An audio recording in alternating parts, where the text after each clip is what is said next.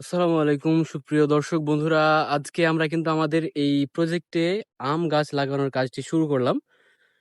Basically আমরা এই জমিটা কিন্তু লিজ নিয়েছিলাম আম গাছ লাগানোর জন্যে। তবে আম গাছ লাগানোর পূর্বে আমরা এখানে কিছু ফসল চাষ করার চেষ্টা করেছি। কেননা আমাদের এই জমিটায় বড় কোনো গাছ নেই, যার ফলে আমাদের আমের ফলনটা পেতে কিছুদিন সময় লেগে যাবে এবং এর মধ্যে আমরা যে ফসলটা করা সম্ভব সেটা আমরা করে নিই।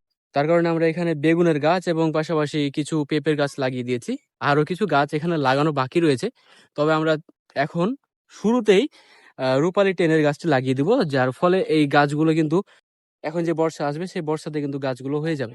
গাছগুলো লাগানোর প্রথম ধাপে আমাদেরকে গাছগুলো কেনার কাজটি সম্পন্ন করতে হয়েছিল। শুরুতে আমরা নার্সারিতে যাই এবং নার্সারি থেকে দেখে দেখে গাছগুলো কিনি। তারপরে একটা ভ্যান নিয়ে আমরা এই গাছগুলো আমাদের বাগানের কাছে নিয়ে আসি। আমার বাগানগুলো যেহেতু নদীর ওই পাশে, তাই আমার নিজস্ব একটি নৌকা রয়েছে এবং সেই নৌকাতে করে আমি গাছগুলো নিয়ে যাব। গাছ কেনার পরবর্তী ধাপ হচ্ছে গাছগুলোকে বাগান পর্যন্ত পৌঁছে দেওয়া। তাই আমি নৌকাতে গাছগুলোকে উঠিয়ে নিচ্ছি এবং গাছগুলোকে নিয়ে যাওয়ার জন্য সুন্দর মতো করে গাছগুলোকে নৌকাতে সাজিয়ে নিচ্ছি। প্রত্যেকটি গাছকে খুব নিখুঁতভাবে নৌকাতে সাজানোর চেষ্টা করেছিলাম, কেননা গাছগুলো যদি সুন্দর মতো না সাজানো হয় তাহলে গাছগুলো ভেঙে যেতে পারে। প্রতিটি গাছ লাগানো ছিল মাটির ছোট ছোট হাঁড়িতে, যে হাঁড়িগুলো একটু বেশি আঘাত পেলেই ভেঙে যাওয়ার সম্ভাবনা ছিল। তাই খুব সাবধানতার সাথে আমি গাছগুলোকে নৌকাতে উঠানোর চেষ্টা করেছিলাম, কেননা যদি মাটির হাঁড়িগুলো ভেঙে যায় তাহলে গাছের গোড়াটা নষ্ট হয়ে যাবে। আমার বাগানে লাগানোর জন্য 150টি গাছ নিয়ে এসেছিলাম এবং এই গাছগুলোকে দুইবারে নিয়ে এসেছিলাম এবং নৌকাতে একবারে উঠিয়ে বাগানে নিয়ে যাওয়ার চেষ্টা করি। গাছগুলো নৌকাতে উঠানো শেষ হয়ে গেলে তারপরের কাজটি ছিল গাছগুলোকে একেবারে বাগান পর্যন্ত নিয়ে যাওয়া। এরপরে আমরা গাছগুলোকে নৌকাতে করে বাগান পর্যন্ত নিয়ে আসি এবং নিয়ে আসার পরে গাছগুলোকে নামানোর কাজ শুরু করি।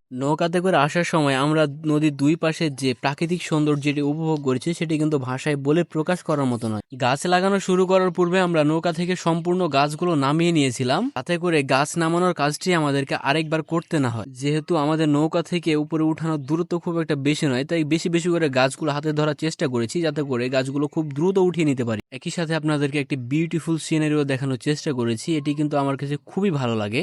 এই ওয়েদারে এত সুন্দর এবং চমৎকার একটি ভিউ আপনাদের সামনে তুলে ধরার জন্য কিন্তু আমি একটা লাইক, কমেন্ট এবং শেয়ার পেতে পারি। তো যাই হোক, চলুন আমরা আমাদের কাজটি আপনাদের সামনে তুলে ধরার চেষ্টা করি। আমাদের গাছগুলো নামানো কিন্তু প্রায় শেষের পথে। গাছগুলো নামানো শেষ হয়ে গেলে আমরা কিন্তু সুতো ধরে গাছগুলো লাগানোর চেষ্টা করব।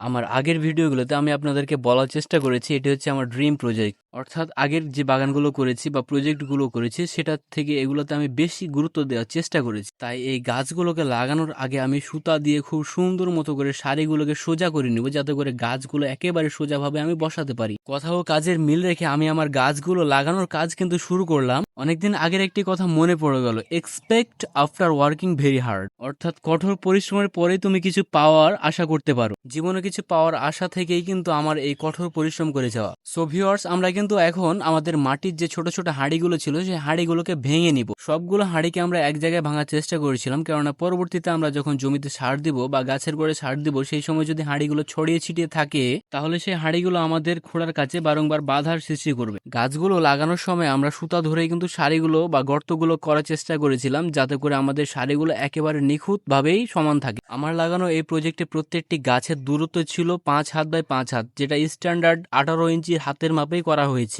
এই জমিটিতে যেহেতু আমি আগেই সার মিশিয়ে দিয়েছিলাম এবং এই জমিতে প্রচুর পরিমাণে পচা পাতা সার রয়েছে, তাই আমি কোনো ধরনের জৈব সার গাছ লাগানোর সময় দেইনি। সবগুলো কাতারে কিন্তু আমরা আরেকবার ভেঙে নিয়ে একেবারে সব কাতারেগুলো এক জায়গায় করে নিয়েছিলাম এবং আমাদের সাথে ছিল আব্দুল্লাহ, যে আমাদের পানি সরবরাহ করছিল। একটি সারি লাগানো হয়ে গেলে আমরা সেই দড়িটি উঠিয়ে নিয়ে আরেকটি সারিতে নিয়ে যাচ্ছিলাম, যাতে করে আমাদের গাছের সারিগুলো একেবারে ঠিক থাকে। অ্যান্ড ফাইনালি আমরা যে কয়টা সারি করতে পেরেছি সেই সারিগুলো আপনাদেরকে দেখানোর চেষ্টা করছি। এই সারিগুলো দেখুন কতটা সুন্দরভাবে এবং চমৎকারভাবে আমরা সোজা করতে পেরেছি।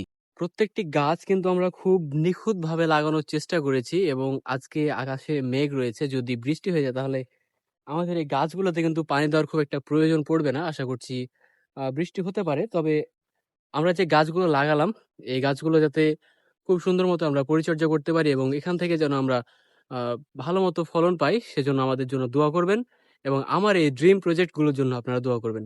আসসালামু আলাইকুম।